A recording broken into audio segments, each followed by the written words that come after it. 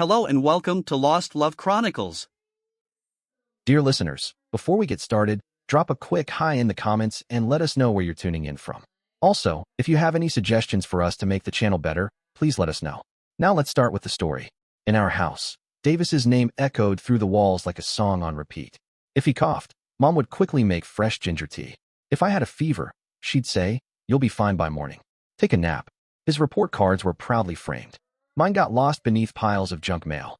It wasn't dramatic, no yelling, no slammed doors, no "I hate yous," just a quiet, emotional absence. I'd come home from school to find the family at dinner without me. "Oh, we thought you'd already eaten," my dad would say. I'm not even turning off the TV. When Davis turned 13, he had a party with 30 kids, a rented VR setup, and a magician. For my 16th birthday, I got a quick happy birthday before Mom asked if I could mow the lawn before guests arrived for Davis's cello recital. I wasn't jealous, I was starving. By the time high school ended, the message was clear. Davis was going places, and I was on my own. He got accepted into a private university, and my parents celebrated like he'd won Olympic gold. Me? I quietly enrolled in community college and picked up a second job without telling them. Mornings, I stocked produce at a grocery store. Evenings, I delivered pizzas, juggling a half-broken GPS and a leaky soda bottle rolling under my seat. I became best friends with parking lots. On nights when I couldn't afford gas to get home, I curled up in the back seat of my dented Civic, clutching my backpack, trying to ignore the mosquito buzz and the ache in my lower back. Still, through all the exhaustion, loneliness, and skipped meals, I held on to something irrationally hopeful, a dream. I'd stare at streetlights through foggy windows and imagine a future where I had a real job, maybe an apartment with peeling paint but working heat, and a dog who didn't care about my bank account. I wanted peace more than success, but success wouldn't hurt. I kept grinding, semester after semester. My grades weren't bad, but between shifts and sleep deprivation, they weren't stellar either. I never expected a miracle. I never thought anyone would save me. Then came the strangest Tuesday of my life. I was halfway through a shift, double-parked outside a dentist's office, balancing a pepperoni pizza in one hand and a 2-liter soda in the other, when a sleek black BMW pulled up behind me. The window rolled down, and I saw a face I hadn't seen in nearly a decade. "Mitchell," the man said, squinting. He looked like an older version of a family photo, same jawline, same eyes as my dad, but with better shoes. It was Uncle Reed, the rich one. The one my parents always said was too arrogant for his own good and probably cooking the books. He hadn't shown up to a holiday dinner since I was 12. I blinked at him, standing there in my grease-stained polo and name tag. "Uncle Reed," I said, shifting the pizza box awkwardly. He leaned back in his seat, whistled, and laughed. "Well, damn. You're all grown up. You delivering now?" I nodded, cheeks burning. "Yeah, just part-time." His smile faded slightly. "Is this your main gig or?" I shrugged. "2 jobs plus classes." Reed stared at me for a moment, then pulled a business card from his wallet and handed it to me. "Come see me tomorrow," he said. Honestly, I didn't know what was happening yet, but for the first time in years, someone looked at me and didn't see a disappointment. The next morning, I stared at the business card like it might be some kind of trap. It was thick, heavy cardstock, the kind you usually only see in movies or LinkedIn humble brags. Reed Carlton, founder and CEO of Stratex Holdings. It screamed money. Part of me expected him to disappear, or maybe this was all some kind of joke. But something in his voice yesterday had sounded genuine, curious, maybe even concerned. I took the bus downtown, wearing the cleanest clothes I owned, khakis that still fit from high school, and a shirt I'd once ironed with a hotel hair straightener in a gas station bathroom. I didn't know what a CEO's office should smell like, but it definitely wasn't garlic knots and sweat. When I stepped into the Stratex building lobby, it felt like I'd crossed into another world. Marble floors, real plants, and a receptionist with an earpiece who looked at me like I was a glitch in the Matrix. "Mitchell," she said after confirming my name, "Mr. Carlton is expecting you." The elevator took me to the 18th floor. By the time I arrived, I was sweating not from nerves, but disbelief. Uncle Reed's office had a glass wall overlooking the entire city and leather furniture that made you feel unworthy to sit down. He stood when I walked in and shook my hand like I was more than just family, as if I mattered. "You made it," he said. "Coffee?" Sure." He poured it himself. No assistant, no fanfare, just casual, like we were equals. "I've got to be honest, Mitch," he said, handing me the mug. "I didn't expect to see you delivering pizzas. Your dad always talked like you were doing fine, said you were working on some tech stuff in school." I laughed, a short, bitter sound. "I'm at community college, working 2 jobs, sleeping in my car half the week. So yeah, tech stuff." Reed's eyebrows shot up. He looked genuinely shocked. "That's what they let happen to you?" I shrugged. I guess they had bigger plans for Davis. He was quiet for a moment, then walked over to his desk and grabbed a folder. Well, I've got a summer intern spot that just opened up. Pays well. Nothing fancy at first, spreadsheets, research, maybe helping with onboarding. You'd be working under my operations manager. Learn fast, show initiative, and I'll open bigger doors. I stared at him, unsure if this was some elaborate hallucination. Why are you doing this? I asked. Reed leaned back, his expression soft. Because when I was your age, your grandfather did nothing for me. And I promised myself if I ever saw someone in the family being treated like I was, I'd do the opposite. That hit harder than I expected. No one had ever stood up for me, let alone a relative who barely knew me anymore. I swallowed, blinked a few times, and said, I'll take it. Reed grinned. Good. You start Monday. Get yourself a decent shirt. We don't do polos with cartoon pizza logos around here. As I left the building, walking past the fountain and shiny Blacktown cars, I caught my reflection in a window. I looked tired, underdressed, and completely out of place. But for the first time in my life, I didn't feel invisible. Day 1, I walked into the Stratex office looking like a kid who'd wandered into the wrong building on a school field trip. My thrift store khakis were too short, leaving my ankles exposed. My shirt collar refused to lie flat no matter how hard I tried, and my shoes squeaked with every step. I sounded like an anxious mouse sneaking across a waxed floor. The receptionist handed me a welcome packet and badge, as if she were offering me a second chance at life. Welcome aboard, Mitchell, she said brightly. I smiled back, though my stomach was doing somersaults. When the elevator doors opened on the 18th floor, the change in air pressure felt almost psychological. Everyone here moved with purpose, like they knew exactly where they were headed, like they had a favorite sushi spot and a well-managed stock portfolio. I met Caleb, my direct supervisor, whose voice had the energy of 5 espressos and a TED Talk combined.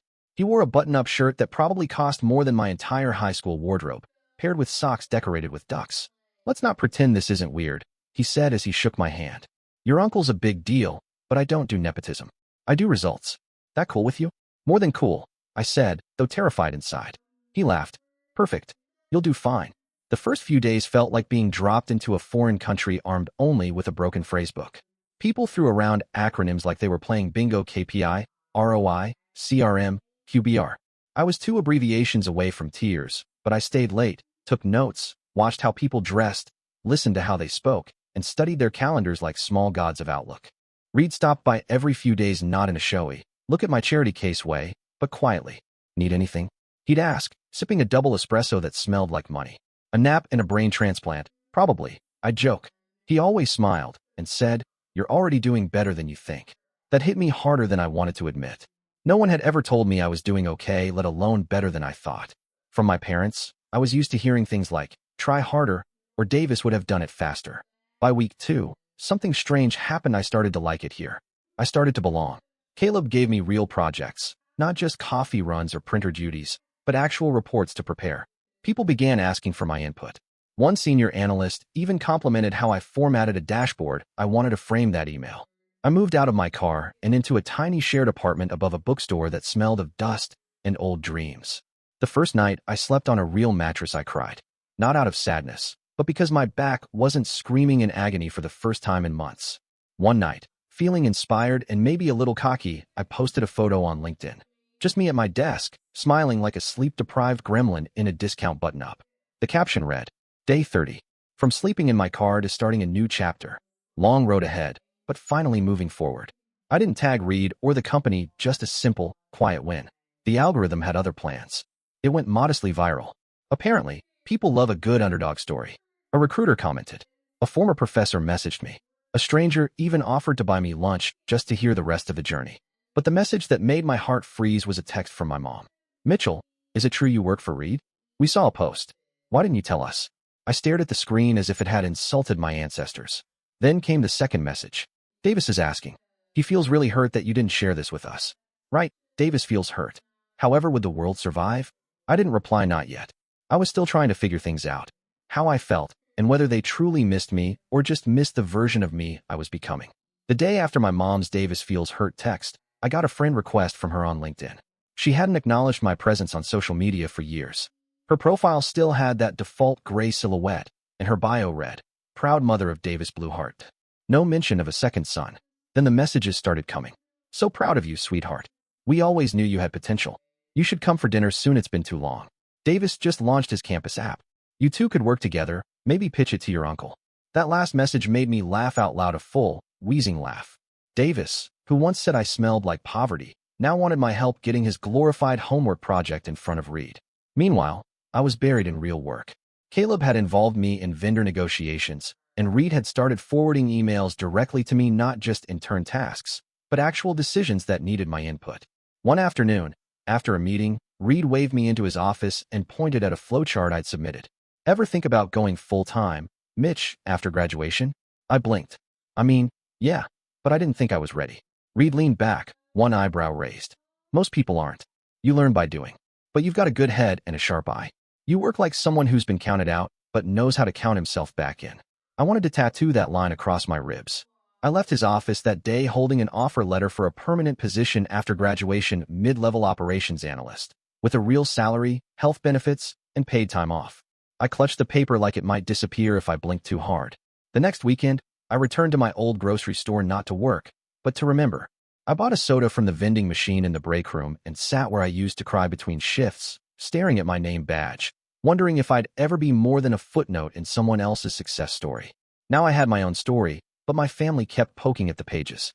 My dad emailed me, which was a miracle in itself, since I'm pretty sure he thinks computers are just TVs with keyboards. The message was brief. We're glad you've pulled yourself together. Maybe it's time to let bygones be bygones. Come home for Davis's birthday this Sunday. He'd love to see you. Of course, he would, especially if I showed up in business casual, dropping phrases like Q3 projections and strategic partnerships. I could already hear the conversation. Wow, Mitchell's really turned things around. Yeah, working for Reed of all people. I guess he's finally useful. We always said he just needed a little push. They didn't miss me. They missed the version of me they could now show off at parties. But here's the thing, I didn't owe them a single thing. I wasn't that scared kid hoping for scraps of attention anymore. I had a job, a home, and a mentor who actually cared. And for once, I had a backbone that wasn't made of apologies. When Sunday came, I didn't go to Davis's birthday. I went for a walk with Reed instead. We grabbed coffee and sat by the water. He didn't push me, he just listened. You don't have to let them back in, you know, he said after a while. Blood isn't a free pass to your peace. I nodded slowly, my hands wrapped around a paper cup filled with something overpriced and pumpkin spiced. I know, I said. I just never thought I'd be the one with the choice. The week after Davis's birthday, I got a text from him. That alone felt strange. Davis rarely acknowledged me outside of the family group chats, where I was usually the only one ignored. His message was straightforward. Hey man, long time. Saw your post. Proud of you. Would love to catch up sometime. I stared at it for a long time. No typos, no emojis, just that quiet, calculated tone of someone who was about to ask for something. I didn't reply immediately. 2 days later, he followed up. You know, I've been thinking maybe we could grab lunch. I'd love to hear how you got in with Uncle Reed. You always had a good head for system stuff. That part made me laugh. Davis used to say, I don't do spreadsheets. That's Mitch's thing, with the same tone someone might say, I don't do math. Now, suddenly, he was calling me a systems guy. I asked Reed about it over coffee. He's reaching out, I said. Should I respond? Reed stirred his espresso and gave me the kind of look therapists probably charge $200 an hour for. Do you want to? He asked. That was the hard part. A year ago, I would have said yes in a heartbeat. I'd have crawled through glass just to hear Davis say something nice. But now I could hear the gears turning behind his words. I think he wants something, I said finally. Reed nodded. Probably. People don't like watching someone they underestimated succeed. It makes them uncomfortable. I didn't reply to Davis. I didn't need to. But the silence didn't last. A week later, my mom called. This time, it wasn't just polite curiosity. Her voice had a rehearsed tone, like she was trying to sound casual, but kept tripping over her own intentions. She said, your father and I were talking, and we just think it's amazing how far you've come. You've really grown up, Mitchell. Thanks, I said cautiously. And, well, Davis's startup is entering this crucial growth phase. You know, he's built such a brilliant app. It connects students to freelance gigs in real time. It's just so modern. Anyway, he's looking to pitch it to real investors. And since you're working with Reed there, I let the silence hang. I don't make investment decisions, Mom. Oh, of course not. But you could, you know, mention it to Reed. Just pass it along. Family helping family. Family helping family. The same family that once forgot to pick me up from school because Davis had a dentist appointment. The same family that told me to figure it out when I couldn't afford textbooks. I ended the call politely, then put my phone on silent and stared out my apartment window for a long time. I was tired, not physically, like before, running on 3 hours of sleep and 2 jobs, but tired of being treated like an asset. Now that I had value, I was thriving at work. Caleb trusted me with a vendor onboarding project that directly impacted our Q4 operations. I even presented in a meeting for the first time me, the guy who used to sweat through his shirt just asking for time off at the grocery store. But at home, if I could even call it that, the emotional math hadn't changed. I was still a tool, a connection, a means to an end. That night, Reed called me. For once, I've got an invite to a private networking event this Friday, he said. A small group. Founders, investors, a few ops leads. Want to come? I hesitated. Won't I be out of place? You're already in the room, Mitch, he said. Time to stop standing in the hallway.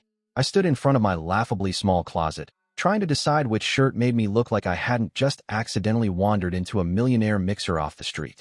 The only thing hanging that didn't scream and turn at best by was a charcoal blazer Reed had gifted me a few weeks earlier. It still had the tags on. I'd never had anywhere worthy enough to wear it until now. The networking event was at a rooftop venue downtown, the kind of place with champagne that tastes like wealth and tiny hors d'oeuvres you need a translator to pronounce. Everyone looked like they were either about to close a merger or steal a spaceship. Reed met me at the elevator, looking sharp. Nervous? He asked. I nodded. On a scale of 1 to identity theft? Very. He clapped me on the back. You belong here more than half of them. Just don't say synergy unless it's an emergency. The first 10 minutes were terrifying. I hovered near the cheese platter like it was home base in a game of corporate tag. But then someone asked me about my work, and I answered cautiously at first, then with a confidence I didn't know I had. By the end of the night, I'd swapped business cards with the supply chain director, had a full conversation about logistics and AI, and only knocked over one tiny wine glass. Reed watched me the whole time, not like a bodyguard, but like someone who knew exactly how far I'd come. As the crowd thinned, he leaned over and said, You didn't fake a thing tonight. That's how you know it's real. I smiled, and for once, I believed him. The next morning, reality hit me in the face in the form of Davis, standing outside my apartment. I don't know how he found my address. Probably Mom. She never met a boundary. She didn't cross like it was a finish line. He looked exactly like I remembered. Designer hoodie, perfect haircut, and the smugness of someone who's never bounced a check in their life. Hey, he said, like we talked yesterday. Hope this isn't weird. It is, I said, not opening the screen door. Look, I just want to talk. 2 minutes, please. Against my better judgment, I let him in. He walked around like he was on a real estate tour. Wow, this is nice. You've really upgraded. I didn't invite you for a walkthrough. He sat on my couch, and looked at me like we were equals, like he hadn't ignored every struggle I'd ever had. Then he said casually, I've got something to ask, and I wanted to do it face to face. Man to man. I didn't say a word, just crossed my arms. My app, freelance link, it's gaining traction. Campus, buzzword beta testing next month. I want to pitch it to Reed, and I thought since you're in the loop, maybe you could help grease the wheels a bit. There it was. The ask. I let the silence stretch. Look, he added quickly, I know we weren't always close, but you have to understand Mom and Dad. They pushed me so hard. I didn't have it easy either. That was rich. You had a car before I even had a mattress, I said. You had tutors, coaches, every opportunity. And I got ghosted at my own birthday. He winced just slightly. That was a rough year. No, Davis, that was just my life. He looked stunned. Maybe he thought I'd roll over. Maybe he still saw me as that same tired, hungry kid too desperate to say no. But I wasn't. I'm not your in, I said firmly. If your idea is good, pitch it on your own. I'm not your shortcut. He stood up, his expression searing. Wow. So you finally get a whiff of success, and now you're too good for your own family? I stared him down. No, I said. I'm finally good to myself. There's a difference. He didn't slam the door on his way out. That would have required conviction. Instead, he left with the same entitlement he'd walked in with, annoyed the world didn't just hand him what he asked for. That night, I told Reed what happened. You did the right thing, he said without hesitation. People will try to ride your momentum, especially the ones who never helped you build it. I nodded, heart pounding. Drawing a boundary shouldn't feel like war. But when you've spent your whole life being stepped on, even standing still can feel like rebellion. The Monday after Davis showed up uninvited, I walked into work 10 minutes early, not because I had anything to prove, but because I finally wanted to be there. Caleb nodded as I passed his office. You've got that promotion walk, he joked. I laughed. I thought that was just called posture. At lunch, Reed pulled me aside. We went to a small cafe across the street, the kind where coffee is served in glasses, not cups, and everything smells faintly of truffle oil and tax brackets. I've been watching you, Reed said between bites of overpriced salad. You're sharp. You listen. You lead quietly, but people follow. I blinked. Thanks. That's not a compliment, he replied. It's a warning because people are going to notice, which means they'll start testing your voice. I wasn't sure where this was headed until he slid a folder across the table.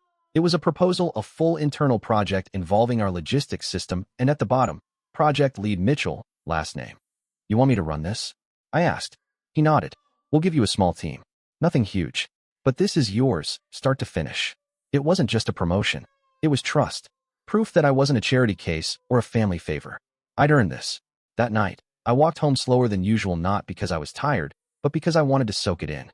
I stopped at a street vendor and bought a falafel wrap, then sat on the steps outside my building like I used to when I couldn't afford groceries. Back then, I ate cold pizza crusts and pretended I wasn't crying. Now I was sitting under the same streetlight, but I wasn't the same person. The confrontation with Davis had left its mark. Sure, I'd replayed it in my head countless times, wondering if I should have said something different, been kinder, harsher, colder. But every time I went over it, I came back to the same truth. I didn't know him kindness just because we shared DNA. I didn't know him anything. That realization frightened me less and less with each day. Back at work, I hit the ground running. The project Reed handed me wasn't easy. It meant coordinating across departments, wrestling with data, and figuring out why our vendor chain still operated at the speed of dial-up internet. But for the first time ever, I wanted the challenge. It felt like I was building my own future instead of begging to be included in someone else's. People noticed. Caleb gave me his old standing desk. Don't get cocky. I hate sitting, he joked. My inbox changed from, hey, can you fix this spreadsheet? To Mitch, can you lead this call? One afternoon, during a video conference, I caught my reflection in the office glass, shirt pressed, hair neat, not terrible. Focused, confident. And I thought, so this is what it feels like to not need permission to exist. At the end of the week, Reed stopped by my desk. So, he said, feel like you're finally on the path? I nodded. Yeah, and it's mine. That's the best part. He smiled. Told you. You had the brain. You just needed a place where people weren't trying to dim your light. We walked up together that evening, past the downtown lights, past the life I used to chase from the outside. And in that moment, I realized something that made me pause. I wasn't chasing anymore. I was choosing. It was a Saturday morning when the email came through. Subject, family brunch. Let's reconnect. Sent by my mom. CC'd to everyone, me, Dad, Davis, some cousins, even great Aunt Linda, who still signs her text Love Ale. The message was sweet on the surface, but empty underneath. We're so proud of how far you've come, Mitchell. We'd love to have you over to celebrate your success and just be a family again. No pressure, just brunch and love. I sat there, coffee in hand, rereading the words like they were lines from a script I wasn't interested in playing anymore. The timing was perfect. I'd just finished the logistics project ahead of schedule, with glowing feedback from 3 departments. Caleb gave me a fist bump that actually turned into a hug. And Reed, he just nodded and said, I knew you would. I'd never been anyone's, but I knew you'd make it. And now here was this email, like none of it, the years of silence, the cold shoulder, the sudden, convenient affection had ever happened. I didn't reply right away. Instead, I went for a walk, treated myself to an outrageously good pastry from a downtown bakery just because I could. Sat in the park watching joggers pass by, earbuds in, living their perfect lives. Then I went home, opened a blank reply, and wrote, Subject, family brunch. Let's reconnect. Hi, Mom. Thanks for the invite. I appreciate the gesture, but I think what you're really hoping to reconnect with isn't me, it's who I've become. And while I'm proud of who I am now, that version of me wasn't built with your support. He was built despite your absence. I'm not angry anymore. I'm just done giving access to people who only show up when it's convenient. I won't be coming to brunch not because I'm bitter, but because I'm busy building a life where I don't have to question if I matter. Tell Davis good luck with his app. I didn't wait for a reply. I didn't refresh my inbox. I didn't even save a draft. I hit send and closed my laptop. That night, Reed and I went out for drinks. Nothing fancy, just a corner bar with strong coffee and even stronger opinions. We didn't talk about family. We didn't need to. Instead, he raised his glass to me. To the guy who rewrote his own story, he said. I smiled, tapped my glass against his, and said, to the people who thought they could write me out of it. Dear listeners, please share your thoughts in the comments section below and don't forget to like, share, and subscribe.